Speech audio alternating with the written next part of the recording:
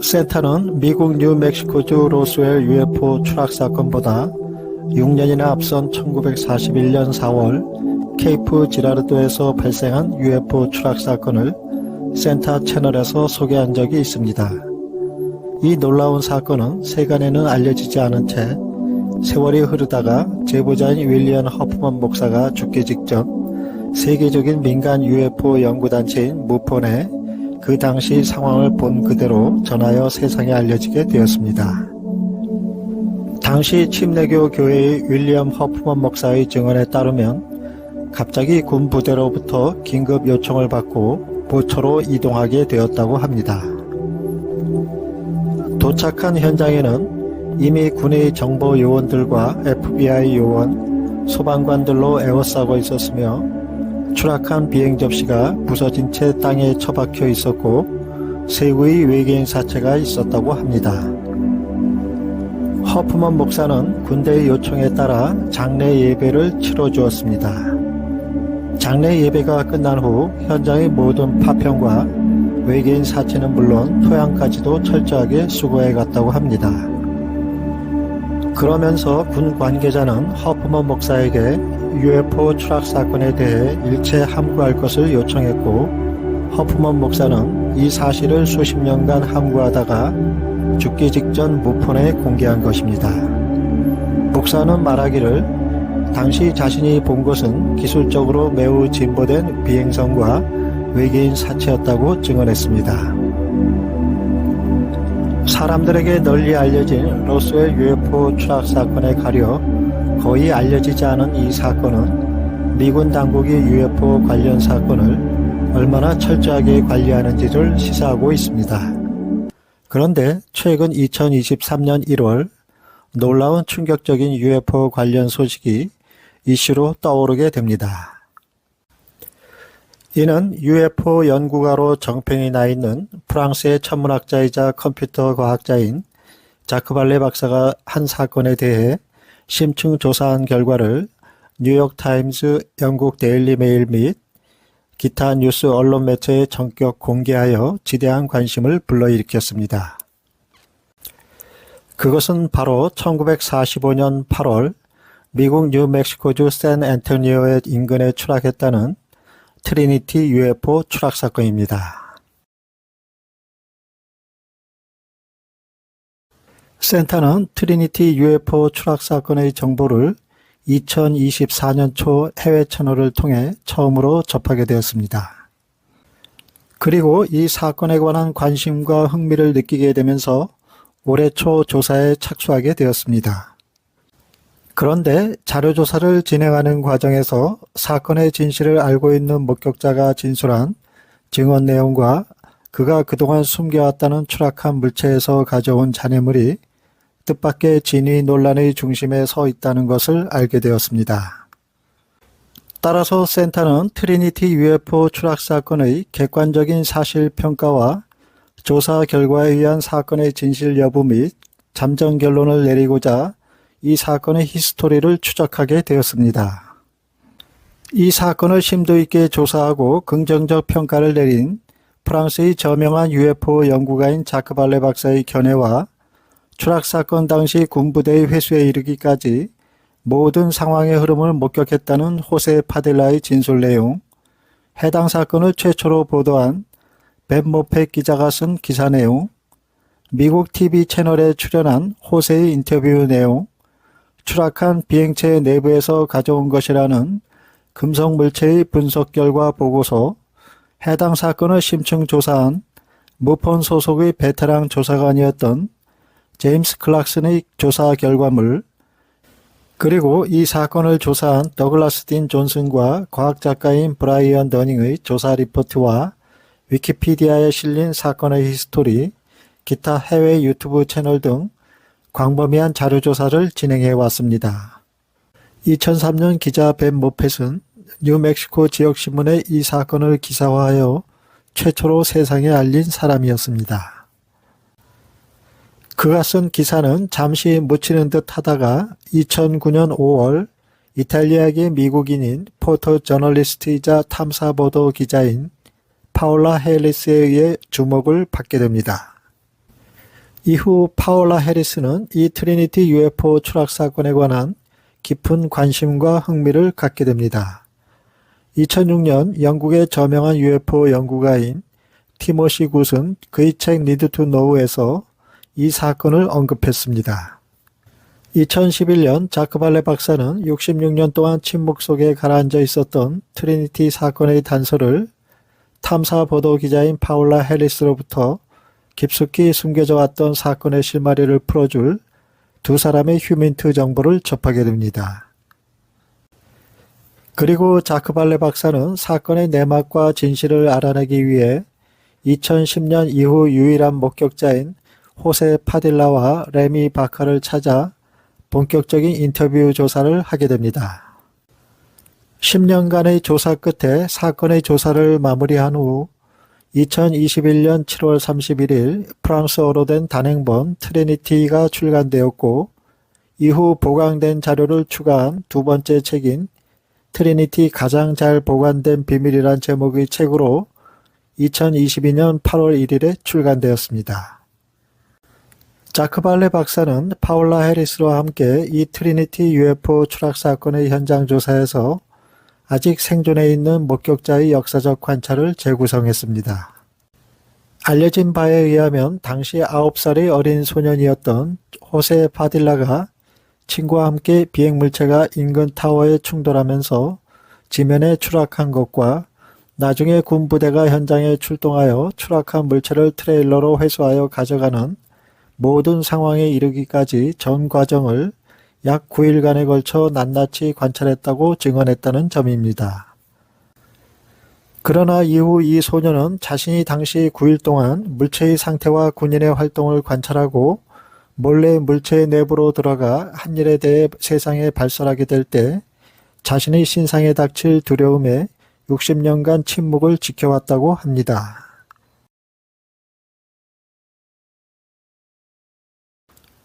(1945년 8월 16일이었습니다) 증언자의 말에 의하면 미국 뉴멕시코주 샌앤토니오 지역에서 원인 모를 미상의 물체가 추락하는 사고가 일어났다고 합니다.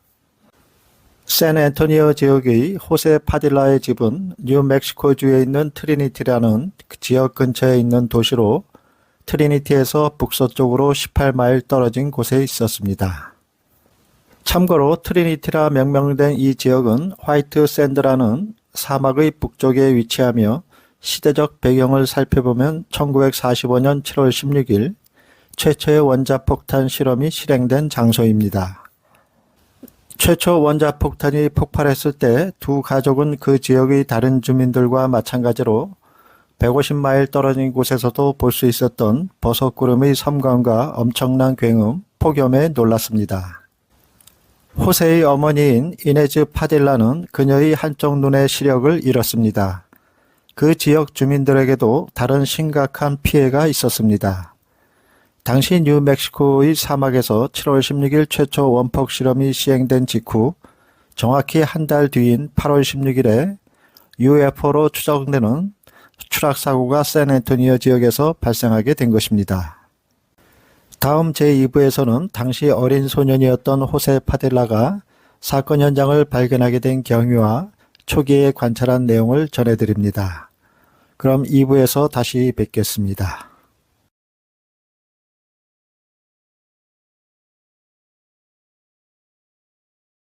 센터는 이 사건과 관련하여 자료조사를 추적하던 중에 영국의 저명한 UFO 전문가인 티모시 굿이 2006년 출간한 그의 저서 Need to Know에서 트리니티 UFO 추락 사건을 언급한 것을 알게 되었고 그분의 견해를 듣고자 지난 1월 28일 그의 매니저에게 이메일을 보냈습니다. 답장은 곧바로 30분 안에 왔으나 내용인즉 그가 현재 건강상의 이유로 인해 답장할 수 없다라는 짧은 메시지였습니다. 센터는 그분이 어떤 견해로 책에 기술했는지 혹시나 하는 생각에 다방면으로 검색한 결과 마침내 책에 언급된 트리니티 사건 관련 내용을 찾을 수 있었습니다. 그 내용은 짧게 정리된 요약으로 1945년 8월 트리니티에서 원폭이 폭발한 지 거의 5주 후에 샌앤토니오의 파딜라 목장 근처에서 두 어린 소년들이 굉음과 빛을 보고 현장에서 땅속에 박힌 아보카도 형태의 우주선이 지상에 돌출된 것을 발견했다는 내용이었습니다.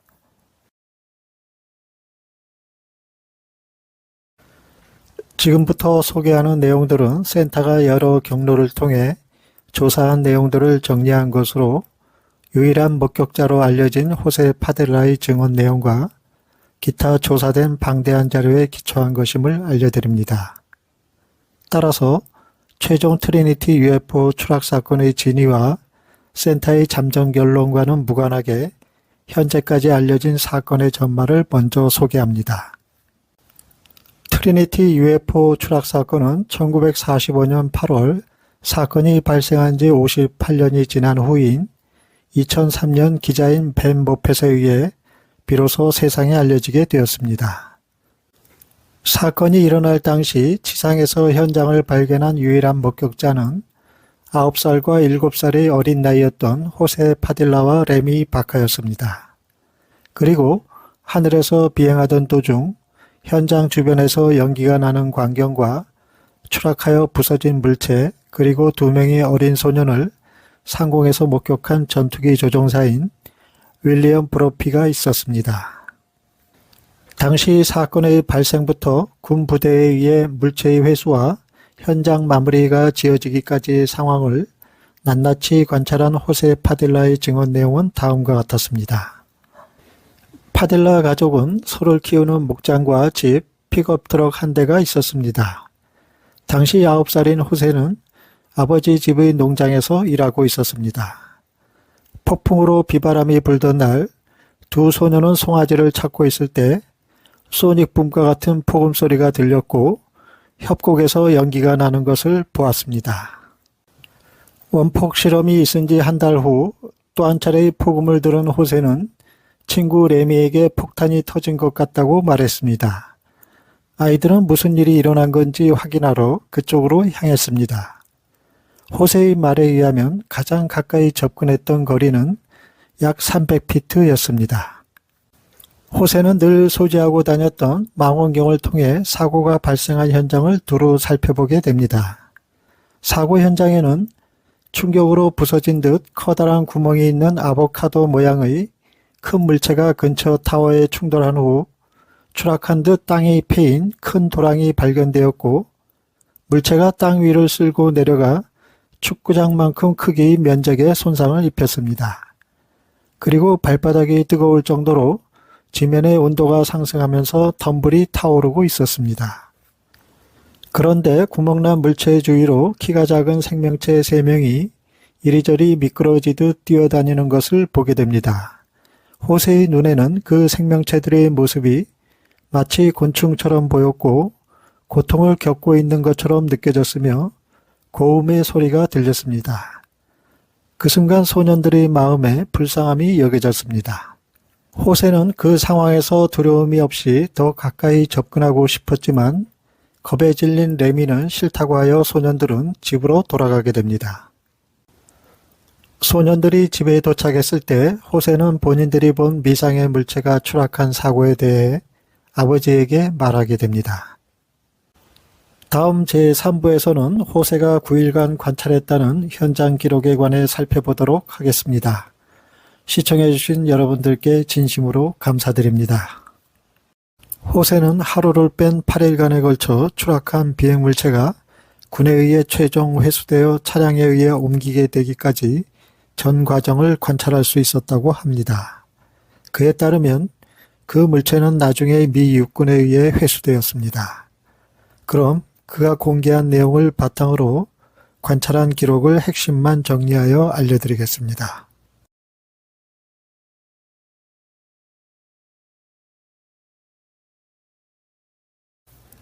미상의 비행물체가 추락한 첫째 날이었습니다. 1945년 8월 16일 낮 시간대였습니다. 당시 9살이었던 호세 파딜라와 7살이었던 레미 바카는 말을 타고 출산을 앞둔 잃어버린 소를 찾고 있었습니다. 그런데 갑자기 어디선가 지축을 흔드는 굉음이 들려왔습니다. 주변을 둘러보니 인근에서 연기가 나는 것을 보고 무슨 일인가 하여 그 위치로 향하게 되었습니다. 호세는 현장을 향해 가는 도중에 망원경을 통해 미상의 물체가 땅에 처박혀 있는 것과 주변에 작은 키 이상한 모습을 한 생명체 3명이 왔다 갔다 하는 것을 목격했습니다.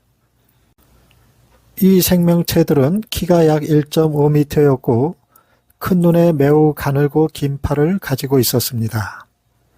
그들이 본 그 존재의 모습은 마치 사마귀 또는 불개미나 예루살렘 귀뚜라미와 유사하다고 묘사되었습니다. 그 존재들은 작은 구멍의 코와 입을 가졌습니다.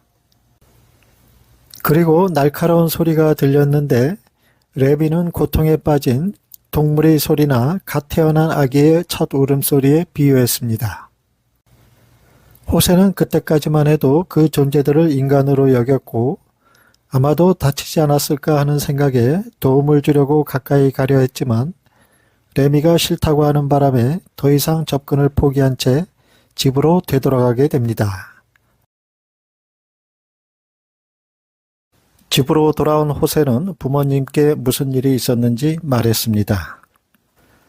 현장을 목격한 다음 날인 둘째 날에는 해야 할 일이 너무 많았기 때문에 그 장소에 갈 수 없었다고 합니다. 셋째 날이 되자 소년들은 호세 파딜라의 아버지인 파우스티노 파딜라와 주 경찰관이자 가족의 친구인 에디 아포다카와 함께 다시 추락 현장으로 가보게 됩니다. 외관상 금속성으로 보이는 회색의 아보카도 모양의 물체가 있었는데 추락하는 과정에서 발생한 듯한 큰 구멍이 보였습니다. 땅에는 금속 파편이 널브러져 있었습니다. 물체는 소형 트럭 정도 크기로 보였고 길이는 7.6에서 9m, 높이는 약 4에서 4.5m 정도였습니다. 무게는 대략 3에서 5톤 정도로 짐작되었습니다.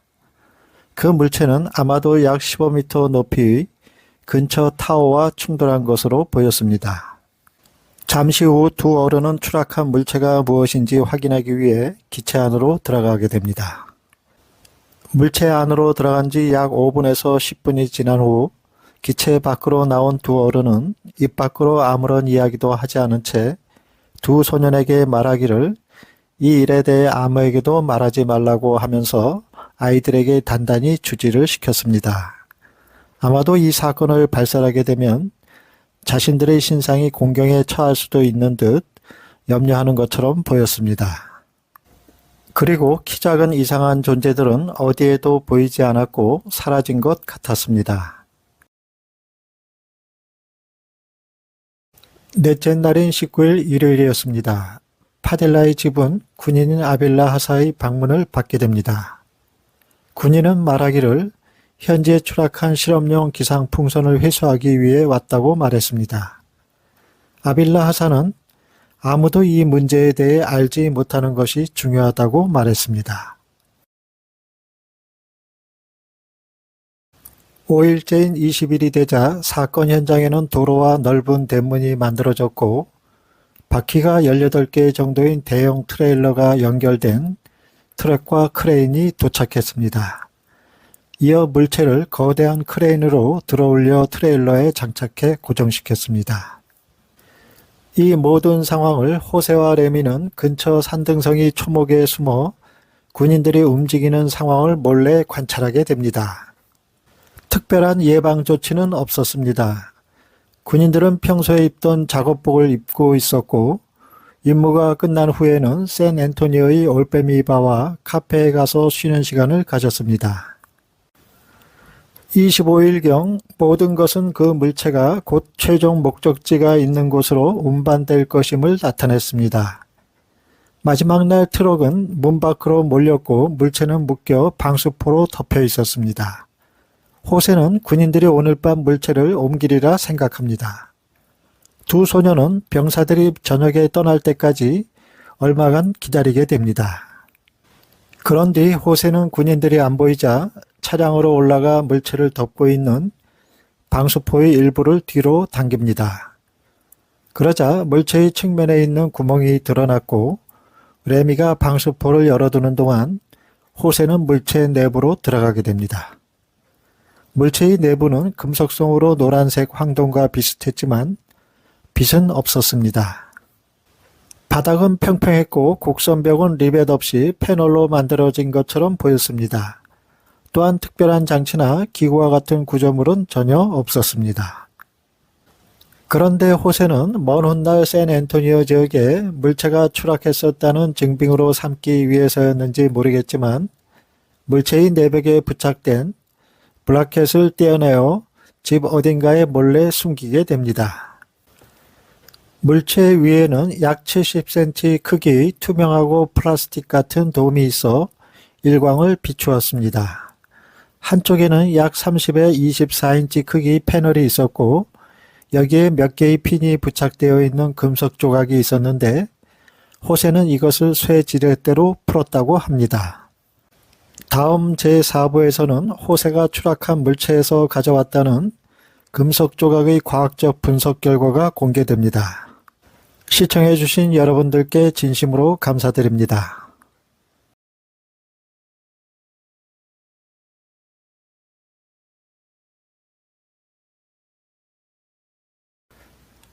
당시 아이들은 추락 현장의 땅바닥에 떨어진 빗자루와 갈퀴 등의 자국을 보았다고 말했습니다. 그리고 종이처럼 보이는 금속 조각과 같은 물건을 발견했는데 그것은 주름이 접혔다가 원래 모양으로 되돌아갔다고 합니다. 당시 어린 호세는 물체의 내부로 들어가 구부러진 벽에 회전하는 장치가 부착된 온전한 패널이 있는 것을 보았습니다. 호세는 그것에서 금속물을 떼어냅니다. 그리고 나중에 호세는 그것을 숨기기 위해 레미에게 주었고 레미는 그것을 길 건너편 창고 보드 아래 숨겼다고 합니다. 왜냐하면 군인이 물체에서 무언가를 가져갔는지 확인하기 위해 그의 아버지 집을 방문하여 수색했기 때문이었습니다. 그가 은밀하게 소장해온 물체는 길이가 약 30cm 정도로 아마도 어떤 종류의 지지대인 것으로 보였으며 무게는 425g 정도였습니다. 2024년 케이칼 뉴스 방송 프로그램의 인터뷰에서 호세는 기자로부터 금속에 대한 법적 근거가 없는 출처도 배제할 수 없습니다 라고 말을 들었습니다. 기자가 한 말은 그 금속 조각이 UFO에서 가져왔다는 것을 증명할 수 없다는 의견도 무시할 수 없다는 내용이었습니다. 그러나 호세는 밝혀진 금속 조각의 분석 결과에 대해 아무도 그것이 어떤 건지 모릅니다 라고 말했습니다. 기자는 호세에게 묻기를 당신이 말하는 이야기가 미쳤다고 사실이 아니라고 생각하는 사람들에게 뭐라고 말하겠습니까? 라고 묻자 그는 기자에게 글쎄요, 많은 사람이 그렇게 말하는 것을 많이 들었습니다 라고 말했습니다. 2004년 금속 조각을 분석한 결과 그것은 주로 알루미늄인 것으로 밝혀졌습니다. 2015년에는 파울라 해리스가 미국의 민간 UFO 연구단체인 무폰의 젠 하르젠에게 도움을 요청하여 물질의 표본 2개를 오하이오주에 있는 프론티어 분석 연구소로 보내어 검사를 받게 했습니다. 프론티어 분석 연구소의 화학적 분석 결과는 금속체가 알루미늄과 실리콘 구리가 섞여 있는 것으로 밝혀졌습니다. 추락한 물체의 내부에서 추출된 물체라고 알려진 금속 조각은 엔진 크랭크 케이스, 가솔린 및 오일 탱크 또는 엔진 부품에서 흔히 볼 수 있는 금속 화합물로 구리와 실리콘이 포함된 알루미늄 합금으로 밝혀졌습니다. 그리고 동위 원소 값은 지구상의 동위 원소 값과 비슷했습니다. 보고서는 또한 금속 부품이 주변의 환경 파편으로 덮여 있었다고 말했습니다. 2016년 새로운 분석에서는 이 물질을 알루미늄이 87.06%, 실리콘이 10.45%, 구리가 1.97%, 마그네슘이 0.52%로 구성된 실루미늄으로 추가 분류했습니다. 2017년 10월 24일에는 멕시코의 분석교육센터에서 이 조각을 분석한 결과 화학공학자 베르나베 에르난데스 산토스는 알루미늄이 34.6mg으로 우세하며 아연이 27.0, 철이 6.5 및 기타 알려지지 않은 158.5mg의 판독불가 원소가 뒤를 잇는 것을 발견했습니다.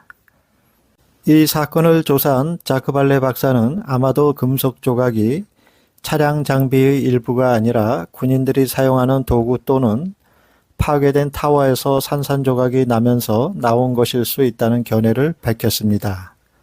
결론적으로 자크발레 박사는 다양한 분석을 통해 이 재료는 알루미늄 실리콘의 일반적인 합금이며 표준으로 복잡하지 않으며 업계에서 많이 사용된다는 결론을 내렸다고 확신했습니다. 다음 제5부에서는 전직 범죄수사관으로 20년의 경력과 워싱턴에서 30년 동안 무폰의 회원이었고 10년간 워싱턴주 담당 국장으로 일해왔던 제임스 클락슨이 조사한 트리니티 사건의 보고서 내용을 소개하겠습니다. 시청해주신 모든 분들께 진심으로 감사드리며 5부에서 찾아뵙겠습니다.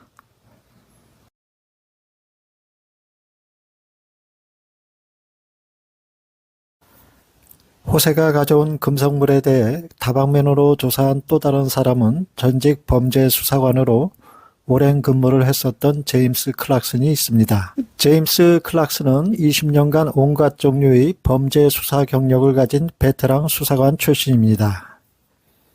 그는 워싱턴주에서 30년 동안 무폰의 회원이었고 지난 10년 동안 주 국장으로 일했습니다. 무폰과의 시간이 끝날 무렵 그는 스페셜 어사이먼트 팀에도 참여했습니다. 그가 트리니티 UFO 충돌 사건의 정보를 처음 접한 것은 트리니티 최고의 비밀이라는 제목의 파울라 해리스와 자크 발레가 공동 집필한 책이 출간되기 전이었습니다. 2014년 사고 현장으로 갔을 때 파울라 해리스와 그녀의 조수 그리고 아직 생존해 있는 증인인 호세 파딜라를 만나게 되는 행운이 있었습니다. 그는 사건 전체를 조사하는 과정에서 뉴멕시코 로스웰에 있는 뉴멕시코 육군 사관학교의 수석 교관인 프랭크 킴블러 씨를 알게 됩니다.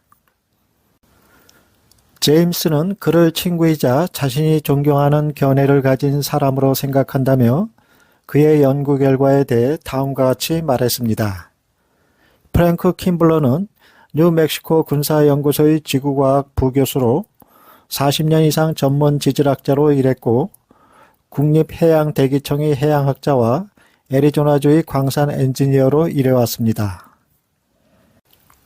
그는 2009년 뉴멕시코 로스웰로 이사한 직후 로스웰 UFO 사건의 배후 이야기에 깊은 관심을 가졌습니다.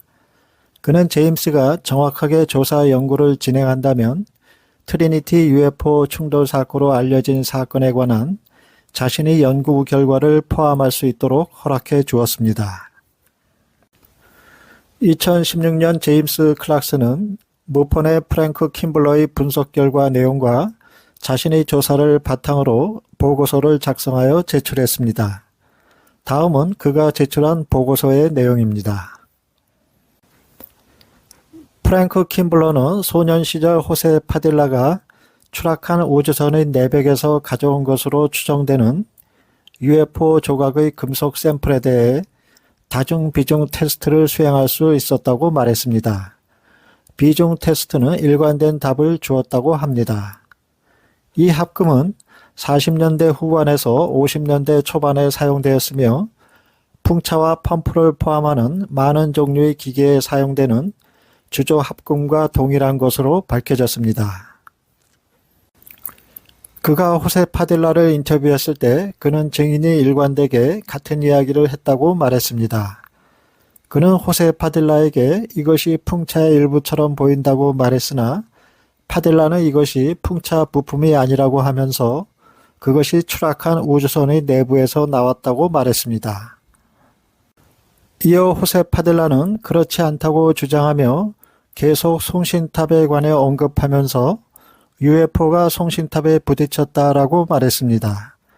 킴블러는 호세 파딜라에게 그것이 있는 곳으로 데려다 줄 수 있냐고 물었습니다. 프랭크 킴블러는 그 장소로 인도되었고 그에게 전하길 라디오 타워의 증거는 없다고 말했습니다. 프랭크 킴블러는 자신이 분석한 샘플을 아직도 가지고 있다고 덧붙였습니다. 그는 쇠톱으로 모서리를 잘라냈다고 말했습니다. 프랭크 킴블러는 2015년 오픈마인드 컨퍼런스 프레젠테이션 강연에서 이 조사와 직접적으로 관련된 슬라이드를 제시했습니다. 그가 제시한 샘플 표면을 현미경으로 클로즈업한 이미지에 대해 파울라 해리스는 이 이상한 패턴은 외계인의 마이크로 회로라고 주장했습니다. 그러나 킴블러는 주저 금속이 냉각될 때 이러한 패턴이 생성된다고 전했습니다. 마지막으로 프랭크 킴블러는 그의 결론을 요약하여 한 페이지짜리 문서에 기재했습니다. 그가 내린 결론은 다음과 같았습니다. 매우 신중한 연구 끝에 나는 1945년 샌앤토니오 UFO에서 가져왔다는 잔해가 실제로 풍차의 일부 부품일 수 있다는 결론에 도달했습니다. 1945년이 아니라 50년대 후반이나 60년대 초반일 수도 있습니다. 이 부분에 대한 조사를 촉발시키게 된 것은 UFO의 금속 조각이 펌프를 고정하는 데 사용되었다는 발견자들의 논평이었습니다. 예전에는 풍차가 보통 펌프를 운전했습니다. 부품은 정확하지 않지만 풍차 제조업체가 여러 개 있었고 모두 다양한 풍차 모델을 가지고 있었다는 점을 주지하길 바랍니다. 꼬리뼈 조각의 디자인은 모델마다 제조업체마다 약간의 변형이 있었을 것입니다. 첫 번째, 외계인 인공물로 제출된 물체를 분석한 결과 그 물체가 지구가 아닌 다른 곳에서 제조되었다는 사실을 객관적으로 입증할 수 있는 결과는 나오지 않았습니다. 두 번째, 주소 금속 물체의 모양은 여러 조사 중에 풍차의 일부일 가능성이 높은 것으로 확인되었습니다. 예컨대 시카고 에어로모터 컴퍼니가 제조한 풍차의 부품 A585와 가장 유사하다고 확인했습니다. 세 번째, 이 사건의 타당성은 전적으로 호세 파딜라의 증언에 달려 있습니다. 인터뷰한 사람들에 따르면 그는 증언에서 일관되게 말해왔습니다. 이것은 그가 자신이 묘사하고 있는 것을 기억한다고 믿는다는 것을 의미합니다. 그것은 검증할 수 있는 이야기를 가지고 있는 것과 같지 않습니다. 네 번째, 1945년 극도로 민감한 뉴멕시코 핵 프로그램의 특성과 적의 스파이에 대한 정당한 군사적 우려를 감안할 때 외계 우주선의 충돌 현장이 발견된 후에도 방심했을 것이라고 상상하기는 매우 어렵습니다. 목격자는 이 물체가 풍차의 합금 대체 부품과 가장 유사함에도 불구하고 보호되지 않은 추락한 UFO의 내벽에서 금속 조각이 발견되었다고 주장합니다. 증인의 진정성과는 상관없이 1945년 뉴멕시코의 군사 안보 상황에서는 시나리오가 그럴듯해 보이지 않습니다.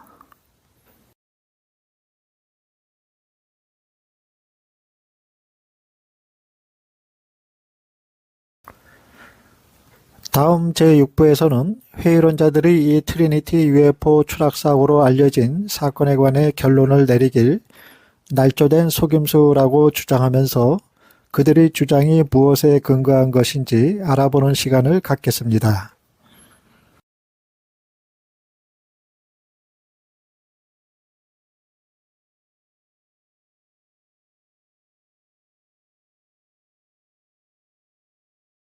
레미 바카와 호세 파딜라라는 두 남자의 이야기는 2011년에 파울라 해리스의 권고와 도움을 받아 책으로 출간될 수 있었습니다. 책의 내용은 그들이 어린 소년 시절 살았던 근처의 트리니티 지역에서 그들에게 일어난 사건들을 회고한 것으로 알려져 있습니다. 하지만 당시 UFO는 커다란 이슈로 주목받지 않아 큰 관심을 끌지 못하게 됩니다. 이후 10년이 지난 2021년 자크 발레와 파울라 해리스에 의해 트리니티 UFO 사건을 다룬 트리니티 가장 잘 보관된 비밀이란 책이 출간됩니다. 오늘 소개하는 6부에서는 트리니티 사건이 왜 진위 논란의 거센 도전을 받게 되었는지, 이 사건을 파헤친 회의주의 작가인 브라이언 더닝의 주장을 알아보겠습니다. 회의주의 작가인 더닝은 독립 언론인 더글라스 딘 존슨을 언급하면서 그가 자신이 다루는 주제에 대해 깊이 있고 모든 문서와 비디오, 오디오, 녹음 및 기타 증거의 명확한 출처의 제시를 제공했다고 말합니다. 그는 더글라스 딘 존슨이 2023년 5월 1일에 처음 발표한 세부 사항과 시리즈의 몇 가지 추가 보고서에 근거하여 자신의 견해를 다음과 같이 밝혔습니다. 그중 핵심 부분만을 정리하여 소개합니다.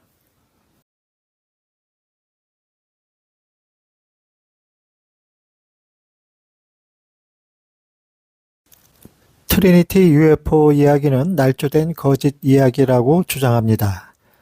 사실 바카와 파델라 이야기는 왜곡된 기억이나 정직하게 잘못 해석된 경험도 아니며 직설적인 날조된 거짓으로 잘 알려져 있었다라고 말합니다. 자신이 지어낸 것을 알고 있는 사람들이 지어낸 말 그대로의 사기라는 것을 UFO 현상 역사가들은 이미 잘 알고 있었습니다. 라고 말했습니다. 두 번째 언급은 호세 파딜라 배경의 거짓말을 제시합니다. 파딜라의 배경에서 그가 한국으로 파견된 주 방위군이었었다는 주장을 했으며 그곳에서 총을 맞았다고 말했으나 주 방위군은 파딜라가 전혀 복무하지 않았고 한국에 간 적도 없었다는 것을 확인했습니다. 세 번째 언급은 허구의 거짓 이야기를 만들어 퍼뜨리는 레미 바카의 언행이 그에 대한 신뢰와 믿음을 잃게 했다고 말합니다. 바카는 나중에 무펀의 회원이 되었고 특히 로스웰 사건에 매료되었다고 합니다. 1995년 바카는 UFO 연구가인 도널드 슈미츠의 로스웰 사건을 주제로 한 강연에 참석했습니다. 강연이 끝나자 그는 슈미트에게 1947년에 자신에게 일어난 UFO 추락 사건에 대한 개인적인 이야기가 있다고 말했습니다. 그러나 슈미트는 바카의 연락처를 적었지만 아무 조치도 취하지 않았습니다.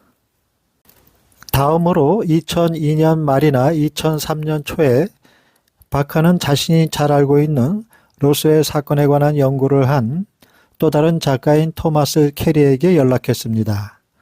바카는 정말 좋은 책과 영화가 될 것으로 생각한 이야기를 가지고 있다고 말합니다.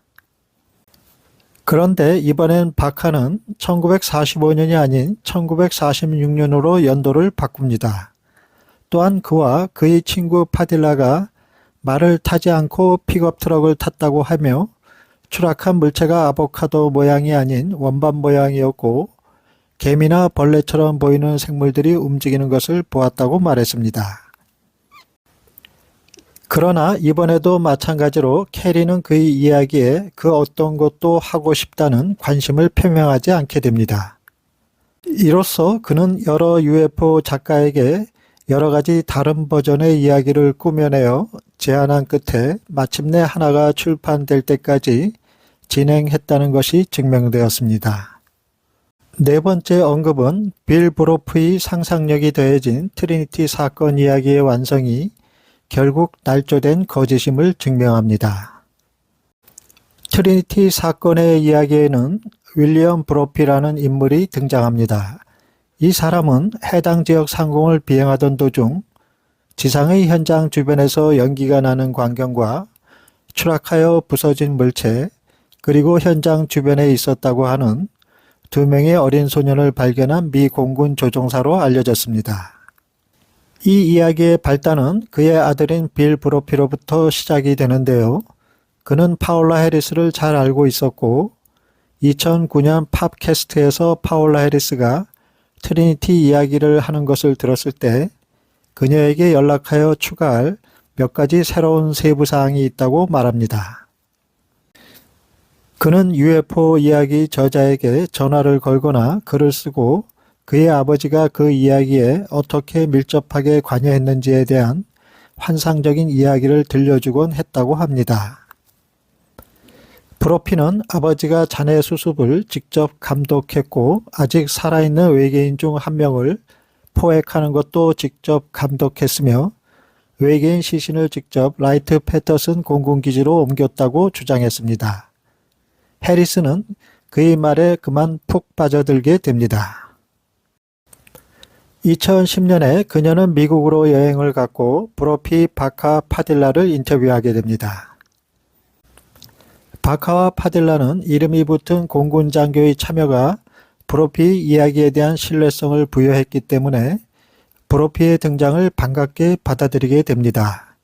그것은 해리스가 2011년 책을 출판하게 된 원동력이 되었습니다. 그것이 세상에 나왔을 때 브로피는 트리니티 이야기의 주요 인물로 포함됩니다. 두 명의 작은 소년이 물체의 잔해를 목격하고 브로피 중령이 그 위를 비행할 때 추락 지점을 처음으로 발견했으며 공중에서 소년들이 물체를 바라보는 것을 목격했다는 이야기가 추가된 것입니다. 문제는 이 모든 새로운 이야기 요소들은 이전에는 존재하지 않았다는 것입니다. 빌 브로피는 UFO 이야기에 평생 열정을 가지고 있었고 그것을 들을 때마다 그는 이야기의 아버지를 추가했습니다. 결론적으로 이 이야기에 추가된 주요 요소가 빌 브로피의 상상력에서 비롯되었다는 사실입니다. 다음 제7부에서는 독립 언론인인 더글라스 딘 존슨이 철저하게 조사한 결과를 기반으로 그가 전하는 견해와 주장이 무엇인지 알아보도록 하겠습니다. 시청해 주신 여러분께 진심으로 감사드립니다.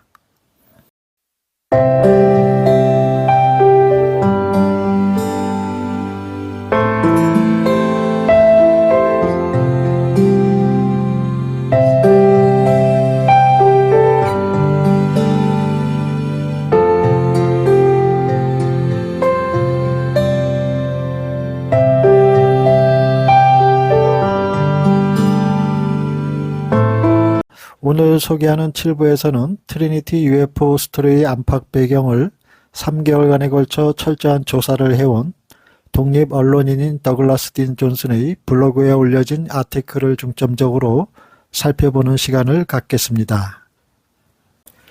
이 사건을 심도 있게 조사한 존슨이 올린 포스트에는 1945년 8월 뉴멕시코 샌안토니오 근처에서 UFO 추락 및 회수의 목격자로 알려진 두 사람의 신뢰성과 그들의 주장에 관련된 특정 문제에 대한 게시물이 일목요연하게 정리되어 있습니다. 또한 그와 관련된 참고 증빙자료의 출처를 제시하고 있습니다. 그는 자신도 UFO 추락 사건의 진실에 대해 미국 정부가 지난 70년 동안 한 번 이상 파편 또는 물체의 일부를 회수했을 가능성을 제기하면서 트리니티 UFO 추락 스토리의 진실이 두 사람이 허황되고 날조된 작품에 불과하다고 잠정 결론을 내렸습니다. 그럼 그가 어떤 근거로 그러한 결론을 내릴 수 있게 되었는지 하나하나 살펴보도록 하겠습니다.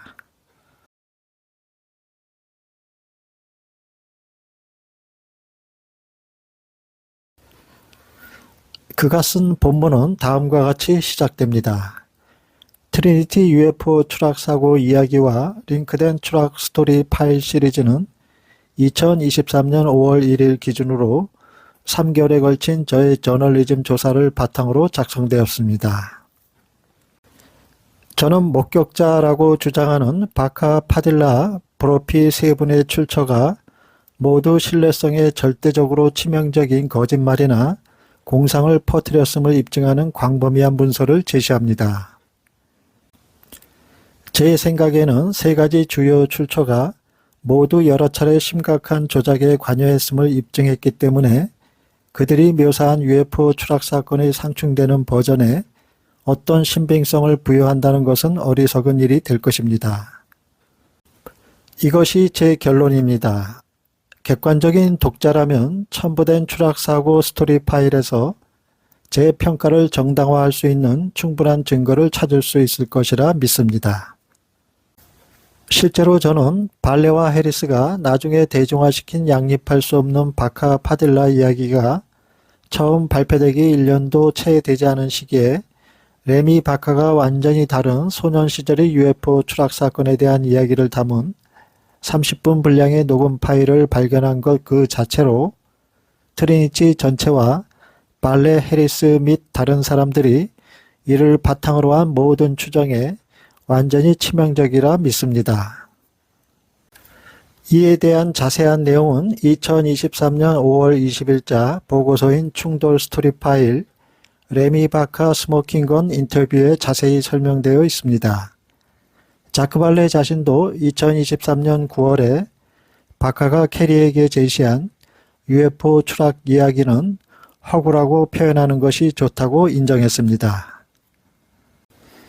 바카 파딜라 이야기는 발레와 파딜라가 자주 말하는 것처럼 두 아이가 하는 이야기가 아니라 2003년 조작을 시작했을 때 60대였던 두 남자가 하는 이야기입니다. 바꿔 말하면 현장 목격자로 알려진 두 사람은 2003년 처음으로 학교 동창인 벤 모펫 기자에게 공개합니다. 이 두 사람은 그리 세련된 거짓말쟁이가 아니었습니다. 그들은 다소 잠정적으로 시작했지만 시간이 지나면서 자신들의 이야기를 마음껏 자세히 설명할 수 있고 여러 가지 방법으로 실수할 수 있다는 것을 알게 된 것 같습니다. 그런데 트리니티 이야기를 들은 사람들은 회의적인 검토를 거의 하지 않은 채 모든 것을 삼켰습니다. 존슨은 자신이 조사한 제시하는 정보에 대하여 트리니티 UFO 추락사고 복구 이야기의 신뢰성에 합리적인 의심의 여지 없이 명백하게 부정적인 결론에 도달하기에 충분합니다 라고 말합니다. 그럼 그가 직접 조사한 사실 내용들을 부분별로 나누어 알아보겠습니다. 첫 번째 내용은 수많은 경고 신호에 주의를 기울이지 않은 자크 발레 박사의 큰 실수라는 내용이 되겠습니다. 그는 자크 발레 박사에 대해 말하기를 UFO 현상의 본질에 대한 영향력 있는 분석 및 성찰한 책을 포함하여 그의 오랜 생애 동안 여러 분야에 인상적인 기여를 했습니다. 발레는 UFO 주제의 측면을 진지하게 받아들이는 사람들 사이에서 널리 존경받고 있습니다. 제롬 클라크의 UFO 백과사전 3판에 실린 발레의 프로필에는 유폴로지 원로 정치가로서의 발레는 거의 보편적으로 존경받는 인물이라고 적혀 있습니다. 자크 발레 박사는 2017년 10월 친구 론 브론클리로부터 이 사건에 대해 처음 들었지만 2018년 10월 파울라 해리스와 처음 방문한 뒤에야 이 사건에 몰입한 것으로 보입니다.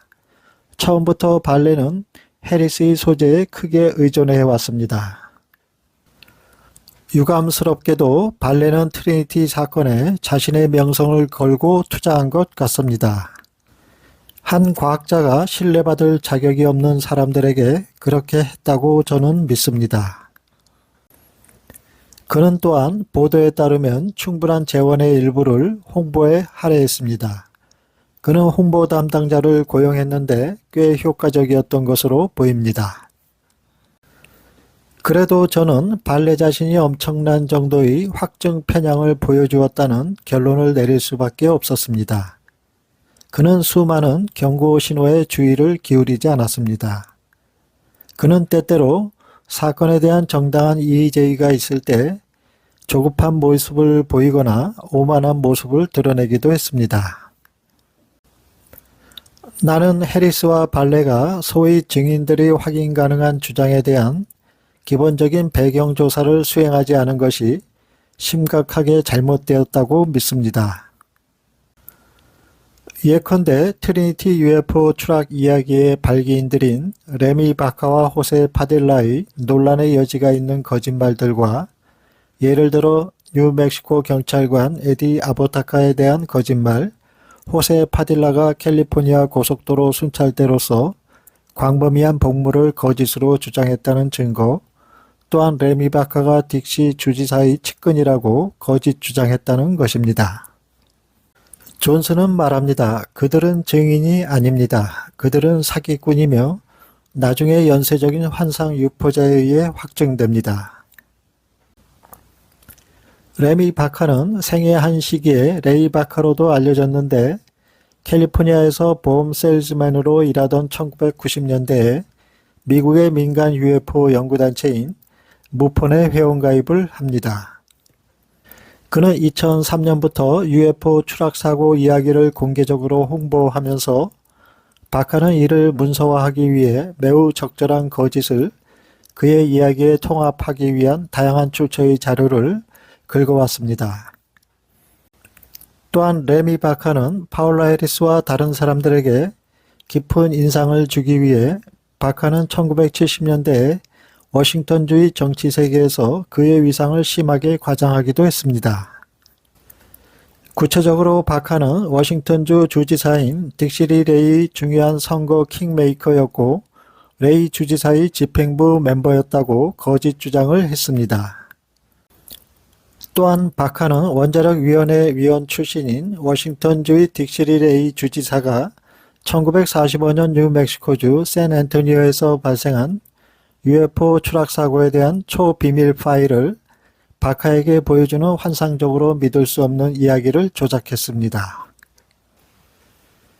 1945년으로 추정되는 UFO 추락과 복구에 대한 이야기는 어린이들이 어른들에게 들려준 이야기가 아니며 오히려 60대 중반이었던 두 남자가 자크 발레와 파울라 해리스에게 처음 들려준 설화입니다. 두 목격자가 자신들의 이야기로 거액의 돈을 모으기를 희망하고 시도했으며 이를 위해 반복적으로 시도했다는 증거가 있습니다. 그들은 그것으로부터 이익을 얻기를 희망했습니다. 2023년 9월 16일 프레젠테이션에서 파울라 해리스는 뒤늦게 레미 바카는 꽤 욕심이 많았다고 말했습니다. 바카는 파딜라가 가지고 있는 외계 우주선의 내부 패널이라고 말한 알루미늄 블래켓에 25만 달러를 원했고 두 사람의 이야기에 25만 달러를 원했다라고 말했습니다. 그러나 그러한 노력 중 어느 것도 끔찍하게 성공적이었는지는 분명하지 않습니다. 다음 제8부에서는 또 다른 의혹과 점점 더 부풀려지는 트리니티 이야기에 대한 진실을 파헤칩니다. 시청해 주신 여러분께 감사드립니다. 그럼 다음 시간에 또 뵙겠습니다.